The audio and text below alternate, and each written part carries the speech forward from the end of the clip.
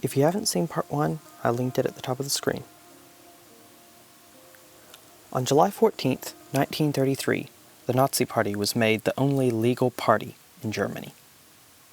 In October of 1933, Hitler pulled Germany out of the League of Nations. Now that Hitler was in power, the Sturmabteilung was no longer necessary. From June 30th to July 2nd, 1934, Hitler took care of them. The Night of Long Knives targeted SA officials such as their leader, Ernst Röhm. Hitler's new paramilitary group, the Schutzstaffel, SS, led by Heinrich Himmler, and the secret police, the Gestapo, led by Hermann Göring, eliminated members of the SA and purged its leadership. On August 4th, Paul von Hindenburg died. Upon his death, Hitler merged the office of President and Chancellor to become the Führer of Germany. Soon after Hitler became Führer, he immediately went to work to prepare the country for war. Hitler appointed Hjalmar Schacht to Minister of Economics. Hitler's economy focused on rearmament and the reconstruction in wake of the Treaty of Versailles. This led to some of Germany's biggest infrastructure projects, such as the construction of the Autobahns. By 1936, rearmament was putting such a strain on the Nazi economy that Hitler instituted a 4-year plan to prepare Germany for war. In 1935, a referendum in the Saarland voted 90% in favor of reuniting with Hitler's Germany.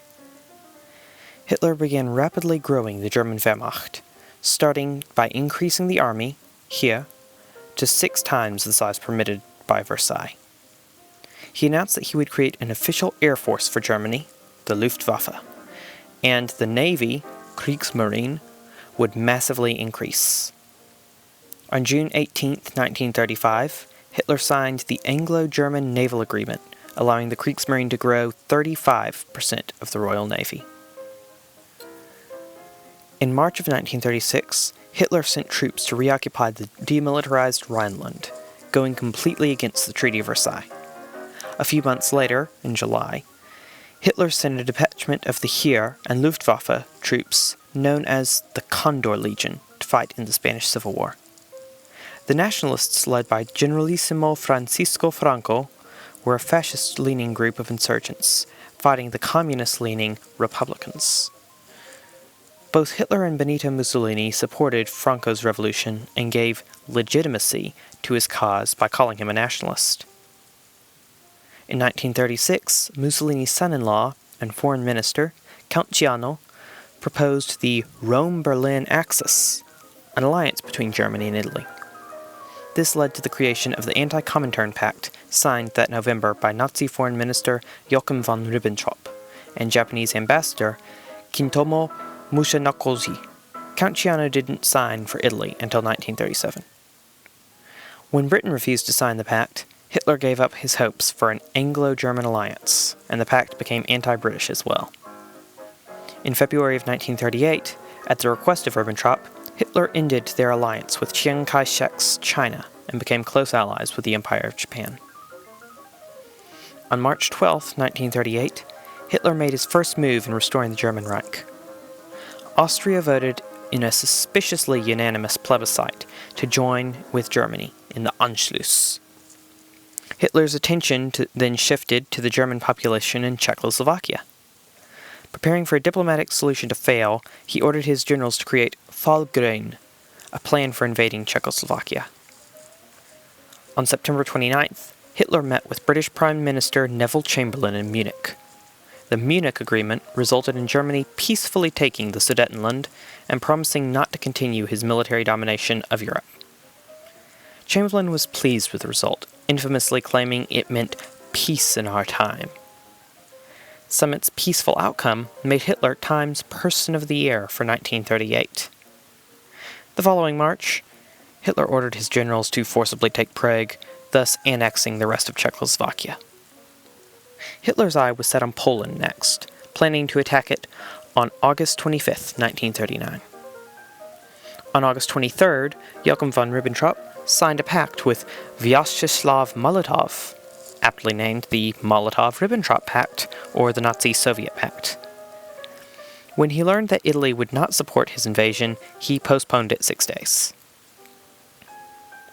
Friday, September 1st, 1939, 4:45 a.m. Central European Time. Fall of ice.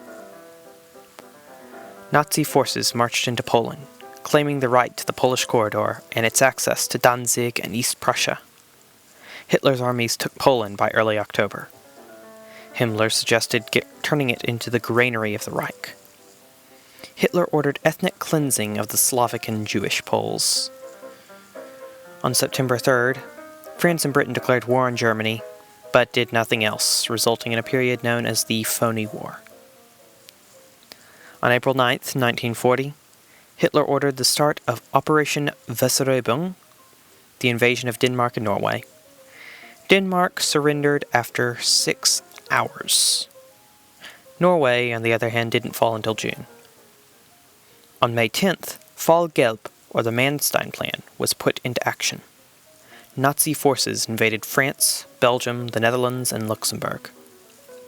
Fall Rot came into play as soon as the Germans successfully passed the Maginot Line.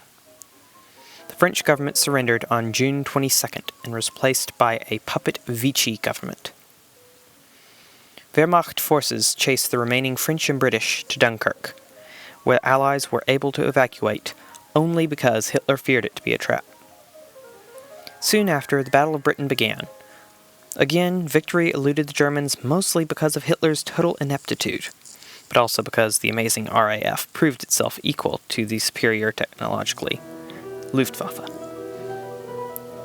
On September 27th, the Tripartite Pact was signed between Germany, Italy, and Japan, later expanding to include Hungary, Romania, and Bulgaria.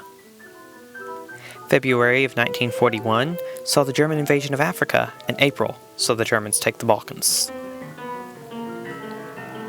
June 22nd, 1941. The day Hitler's overconfidence cost him the war. Hitler's hatred of communism and the Slavs led him to falsely believe he could defeat the Soviet Union while still fighting the Allies. Operation Barbarossa was intended to be a quick strike so the Wehrmacht could get a foothold by the end of summer and not have to fight during the harsh Russian winter. In October, the Battle of Moscow ended in Soviet victory, sealing the Germans' fate. Shortly after Japan attacked Pearl Harbor, Germans declared war on America as well. In a conversation between Hitler and Himmler that December, Hitler said of the Jews in Eastern Europe to, quote, exterminate them as partisans. This is considered by most historians as the closest to an explicit order from Hitler to commit the Holocaust. In 1942, General Bernard Montgomery defeated the German forces in the Second Battle of El Alamein, reversing the tide in Africa. The costly Battle of Stalingrad marked the point where Germany stopped gaining ground in Russia and went on the defensive. The German defeat in the Battle of Kursk led Hitler's command to become totally erratic, further dooming the Wehrmacht. In 1943, following the invasion of Sicily, Mussolini was removed from office and Italy surrendered. On June 6, 1944, Hitler's terrible military decisions contributed to an Allied victory on D-Day. After D-Day, many high-ranking Wehrmacht officers didn't trust Hitler's leadership anymore and planned to assassinate him. Operation Valkyrie saw a bomb planted at Hitler's headquarters, known as the Wolf's Lair. Hitler survived only because a staff officer moved the briefcase containing a bomb behind a heavy table. In late 1944, the Wehrmacht attempted a last desperate counterattack at the Battle of the Bulge. Hitler knew defeat was inevitable. On Hitler's 56th birthday, he made his last public appearance, giving iron crosses to Hitler Youth child soldiers fighting the Red Army. The next day, General Zhukov's forces broke into Berlin. Hitler ordered the Waffen-SS General Felix Steiner to counterattack. When he learned that Steiner did not launch the attack, he ranted that everything was lost. When Goering decided that Hitler was totally isolated and unable to rule, he announced that he should take over from him. Hitler responded to this by having Goering arrested and removing him from his office. When Hitler learned that Himmler was trying to negotiate surrender with the Western Allies, he had him arrested and had his assistant shot. Shortly after midnight on April 29th, Hitler married his longtime girlfriend Eva Braun. On April 30th, Hitler shot himself in the head while Braun and the dogs took cyanide. Hitler's body was removed from the Führerbunker, doused in gasoline, and burned in a bomb crater. The evilest man ever was finally dead. After Hitler's death, support for Nazism totally collapsed. Almost nobody mourned him. His name was wiped from the streets, and his swastika was removed from German culture entirely. To this day, his name is synonymous with evil. In some cases, though, this reaction is carried a little too far. The illegality of Nazi imagery or mentioning Nazis in Germany, and the taboo surrounding it elsewhere, makes teaching about their evils very difficult. For example, I cannot include any swastikas in this video if I ever want the possibility that someone in Germany may watch this. While the idea of Hitler is fitting, considering how unspeakably evil his ideas were and how many people they killed or permanently scarred, if we don't learn about the evils, we may as well say they never happened. That is why I feel this topic is so important to talk about as bluntly as I feel like I have. Knowing how these evils existed in the past helps us prevent the evils in the present. I hope you found these videos to be very informative. I will try for a more lighthearted or positive topic next week. Until then, this is Matthew, and I hope to see you next time.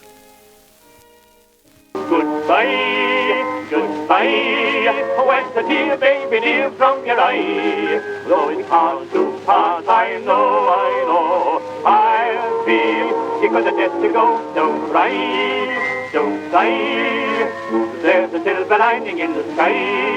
Once more, old thing, cheerio, chin, chin, na, boo,